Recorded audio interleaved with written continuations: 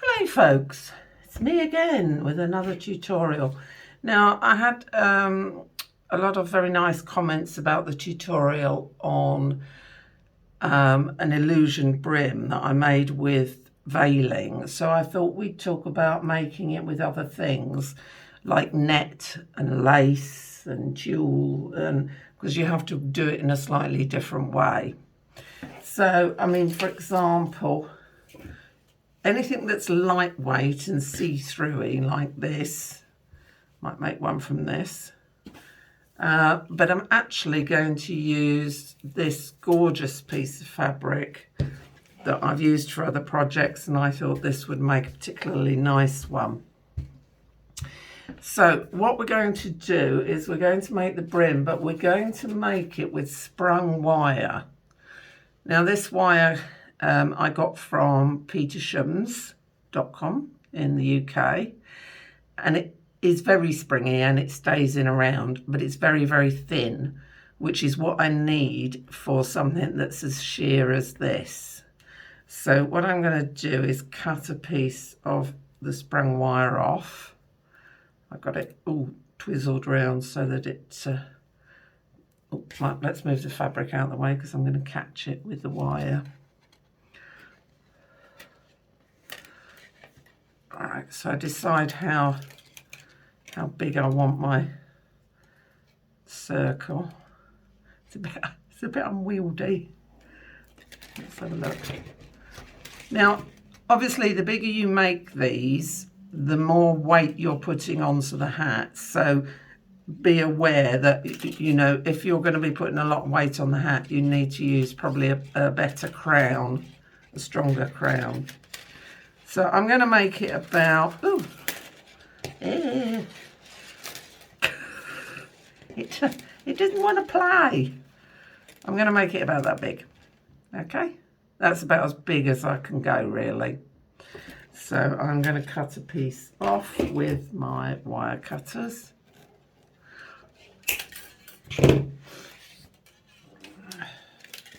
Now I can use tape to tape this together, and that is what I'm going to do. So I'm going to overlap by a couple of inches. God, my nails look bad. It's because I've been gardening. Sorry, folks. Another passion of mine. Trying to get the garden ready for the summer in the hopes that we can have people round and sit outside and have barbecues. So I don't want to put masses on. I don't want it to be really thick. So I'm going to have a piece about that big there, and a piece the other end.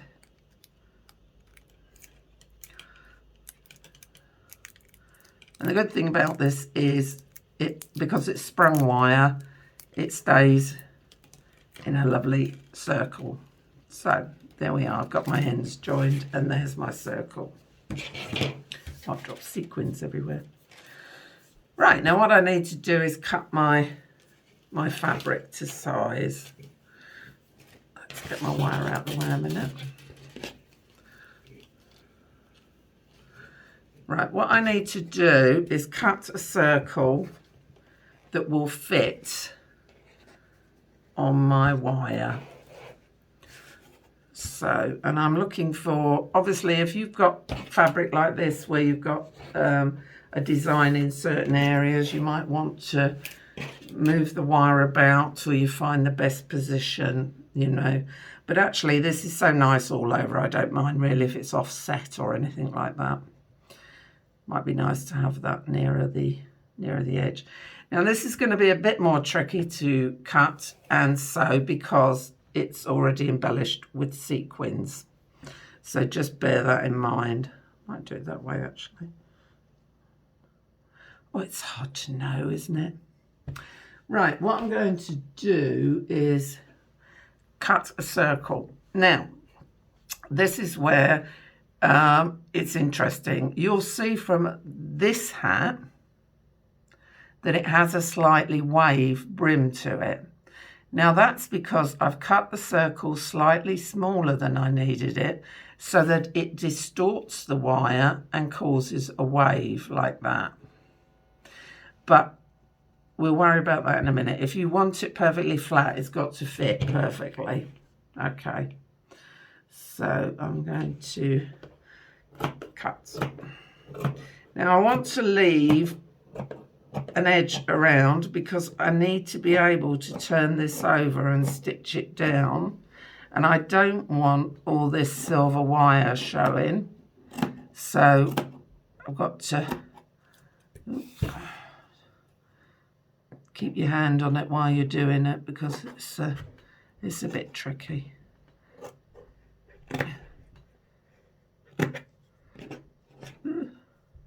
Stay.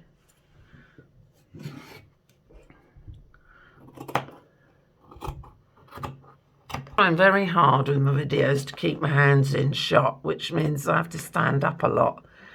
I've tried putting the camera in different angles and different places in the room, but hey, I'll get there one day. Right, now, okay, now this has obviously got a bit of a right side and a wrong side because the sequins are on the top edge, so we're going to have that as our top edge. Now, what we need to do is we need to roll our... What I've done is I've put the wire on the net and I'm busy folding over the edge and clipping it into place. Now you've got to have the net taut, and as I said, if you want it to have a slightly wavy effect as opposed to being a flat brim, you will have to pull up some of the sides a bit to create that effect so it distorts the wire. So we put lots of clips around like that. Now what I'm going to do is I am going to put a rough wide zigzag all the way around. Then I will trim it so that there's no, fabric on the inside. And then I'm going to do a much closer zigzag so that I can cover the wire and cover any nasty edges. So I'm just going to get the machine out and do that now.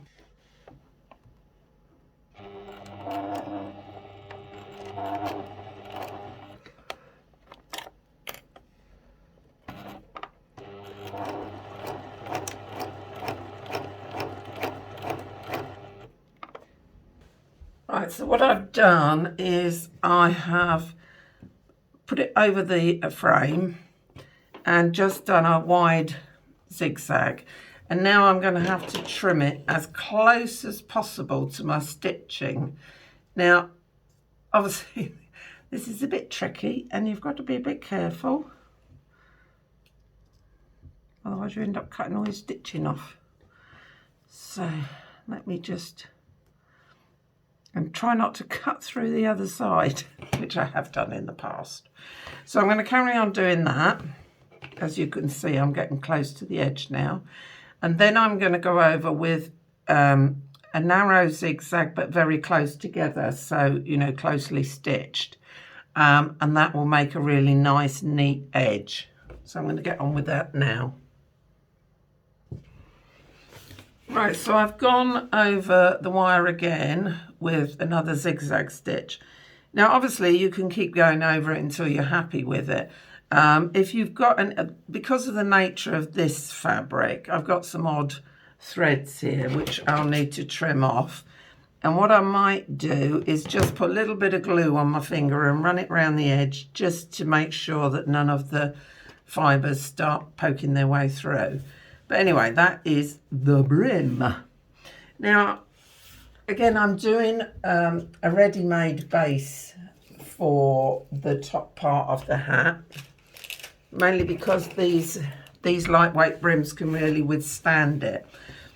Just having something ready-made. I mean, obviously, you can make your own top, you can have a dome, you could have a little boater, whatever you decide to make. But the principle of making these is all pretty much the same apart from the edges. Now, caveat, when you're zigzagging wire on a machine, you will have to go very slowly. Be careful because it's very easy to hit the wire and break a needle. So it's slightly shorter, so it has slightly ovaled the brim, but that's, you know, that's nice. I'm not bothered. So I'm going to centre it up on my mat, try and get it pretty much centralised. Yeah, till there. Now don't forget, if you've got a wrong and a right way round, don't forget to put it the right way round. So I've got that upside down and this upside down. Okay, so there and there and there. Oh, pins. Now what I'm going to do is put some pins in to the fabric and the cinnamon just to keep it all in place. Oh, bit of a dodgy pin there. I must go and buy some new pins when the shop's open.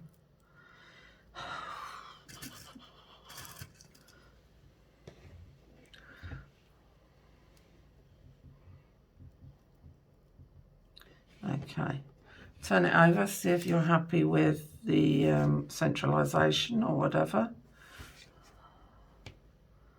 Don't know, that needs to move over a bit, I think.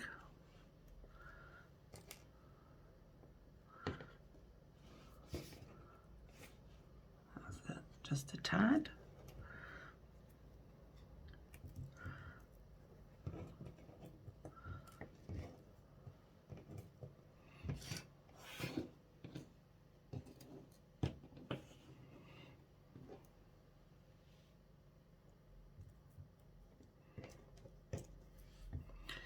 And what we're going to do again is, before we cut this centre out, we're going to stitch it down to the brim first.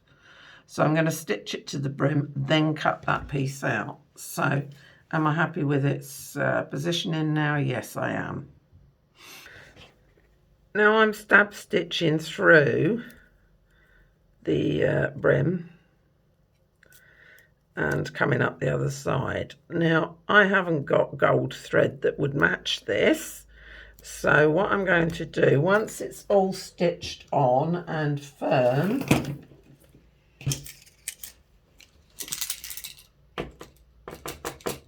I get a gold pen and just colour in the stitches like that, and then you can't see them.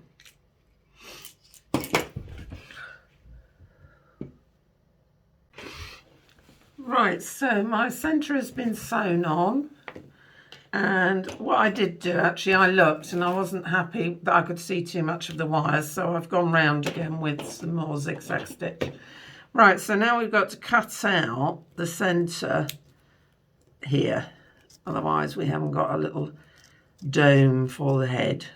So just cut out round where you've sewn.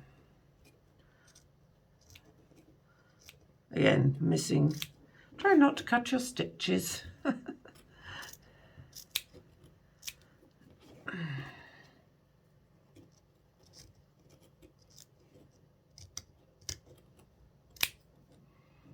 That's a bit chunky, this fabric. Right, okay, and what I'll do is what I normally do with some bias binding. So I'll get a piece roughly the length I want, fold it in half,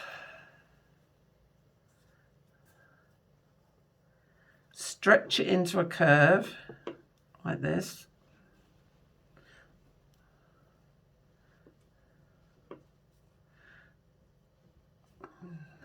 and now it's curved and can be stitched into there. So I've got to do that now, cover up my ugly stitching and do some pretty stitching. So I'm going to use black thread obviously for that, because I think it'll just look neater. So I'm going to carry on with that.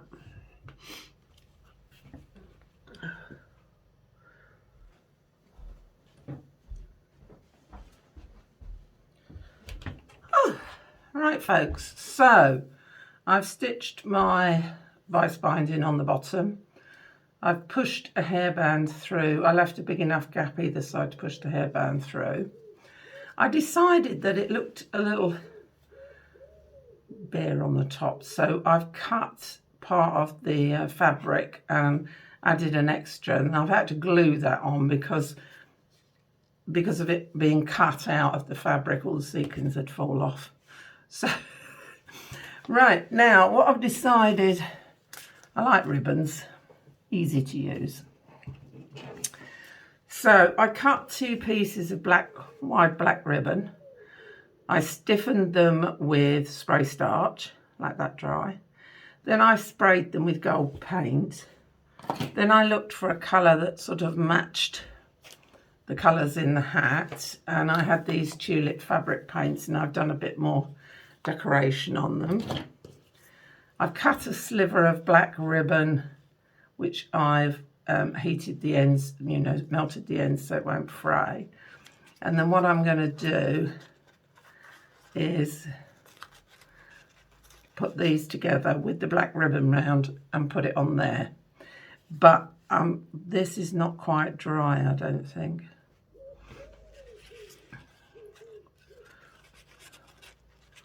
So I'm going to put them together like that. Put a stitch through the middle to keep them together.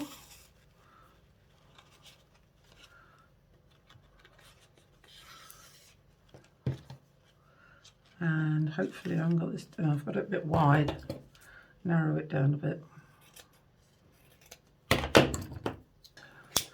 Just there. Okay, I hope you've enjoyed, and let me know how you get on. Thanks ever so much. Speak to you soon. Bye.